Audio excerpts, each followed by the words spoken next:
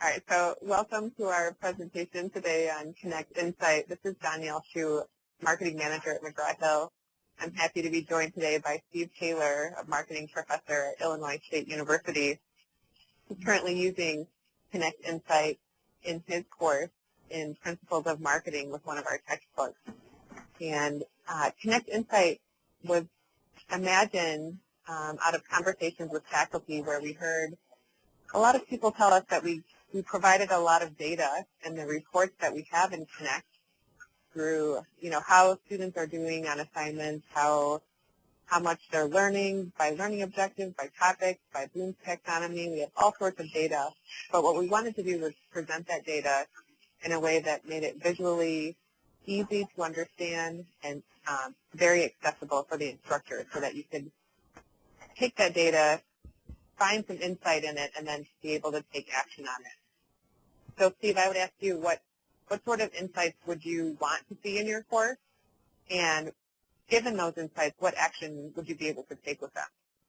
Well, thank you, Danielle. The things that I would like to be able to see is to have a quick and easy sense of how students across the class are doing as a group, as well as identify students who are doing particularly poorly as well as particularly well, so that I can kind of keep an eye on that balance.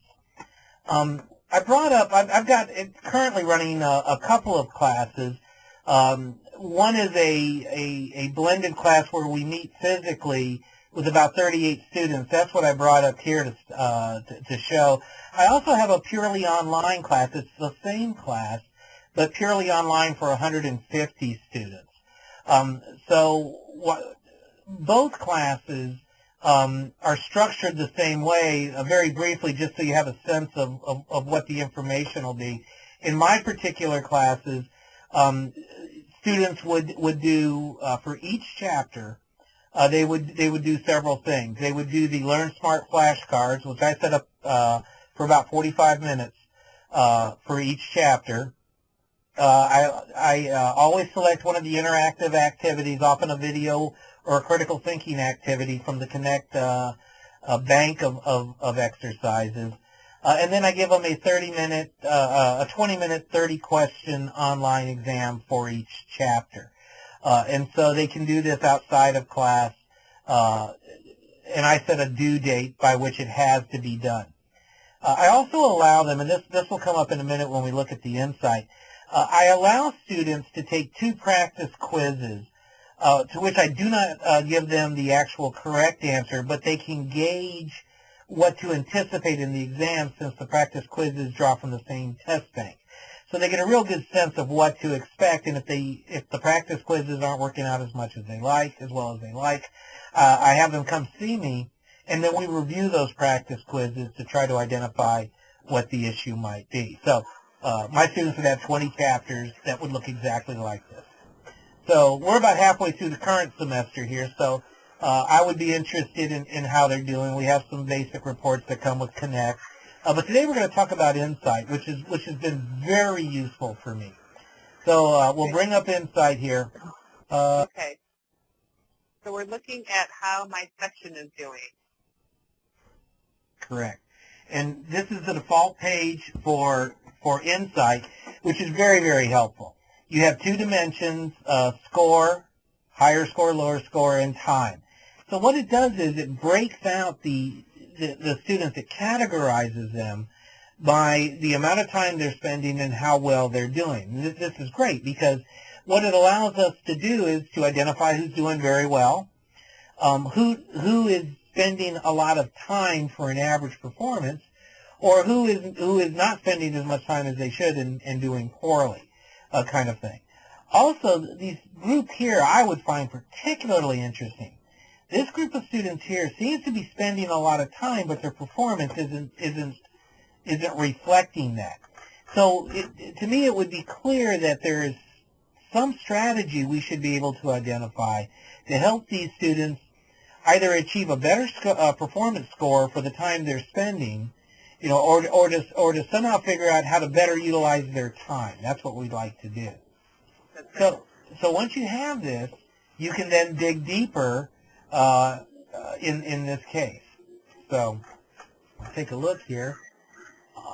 And this is very helpful in a quick and easy diagnostic way. I have classes, for example, that would have 150 or 200 students in them. And this very much helps me kind of figure out very quickly where to allocate my time in terms of helping students try to achieve their own academic goals. So as you can see, it's loading here. We have 60 students in this class. You have a pretty varied distribution. You have some students here that are not spending much time and not doing well.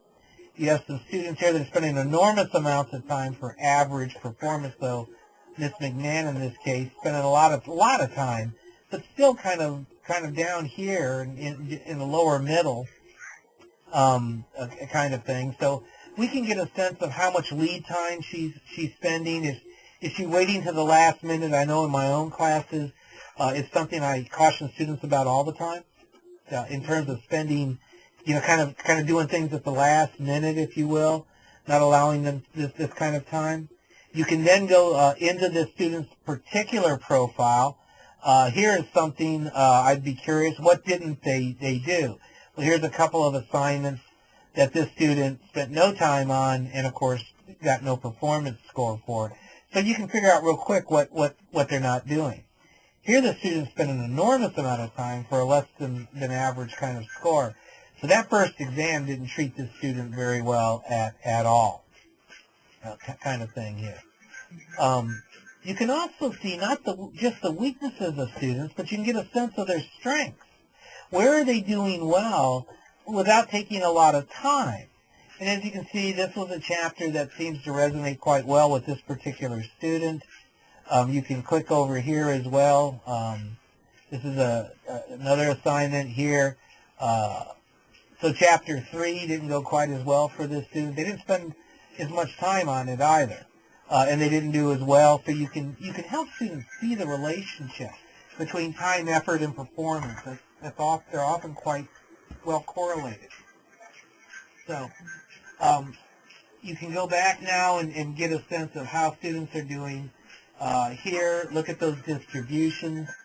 You can also look at the distribution not just across students, but across assignments to kind of get a sense of how a particular assignment is in fact working. So assignment 1, students spent a lot of time, but they did really well on this. This would be a Learn Smart activity.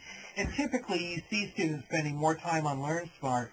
I know that I set mine up for 45 minutes a chapter, and give them a completion rate score. So often you'll see that they spend a lot of time on this because it's kind of guaranteed return on their investment. Here, though, they're spending a lot of time but not doing quite so well, so it's not unusual. This is a video case. That when you move students towards application and higher levels of cognitive development, that they're a little bit more challenged. What I love about Insight is not only does it help me as an instructor be more diagnostic across either small or large amounts of students, it also helps me communicate to students what I'm seeing. They tend to be very visual. You can look at this exercise here and look at particular students. 4 students in this case didn't do it at all. A lot of students didn't spend a lot of time on it, and you see some distribution here on how well they did, which is helpful, and that would be kind of healthy. I would be curious about these students out here who spent a lot of time on this thing, over an hour, and still didn't get top scores on it. I might pull these students in and ask them, is that because you're being interrupted when you're doing? I'm curious why so much time. You know what I mean? And try to help them be more efficient users of their time. So as you can look at these distributions, you can get a sense, you can get an awful lot of diagnostic information to help you understand not only what you're doing as an instructor, but how students are responding across the board on this. This is just very, very useful information. So, Steve, I know this data is not new data. This is information that we've been presenting in Connect ever since we've had Connect, right, and the different types of reports that you could previously extract from your Connect reporting system. What Correct. has changed for you in being able to view it in these sort of data visualizations? That's a great question. In the regular reports, they're very useful and very diagnostic, but they're pretty healthy reports. They tend to be they tend to be focused on a particular issue with lots of information. What I love about, and they're not as visual, they tend to be table oriented. What I love about this is that in a visual way, it allows me to very efficiently hone in on the students that will best benefit from time and intervention. And so it's just easier, more convenient, more illustrative, if you will, to look at this kind of a visual presentation in Insight. So it's efficient. What I typically do is I will look at these, identify the students and assignments that I think need more work, and then I will go in and dig deeper into the traditional feedback, but in a much more focused and efficient way. And that's, time is money, if you will. It's very, very good to do that. Also, I can bring a student to my desk, and we can start with Insight and show them where they are relative to their peers, and then focus in on their particular assignment in the more comprehensive data that's always been available in the Connect system. Great. I so appreciate your time, Steve, and thank you for sharing your insights about Connect Insight. Of course, if there are any instructors or customers out there who would want to see this in action, our McGraw-Hill sales reps are happy to show that and get you on board so that you can also gather some insight and take action in your own class. Thanks, Steve. You're welcome. Thank you.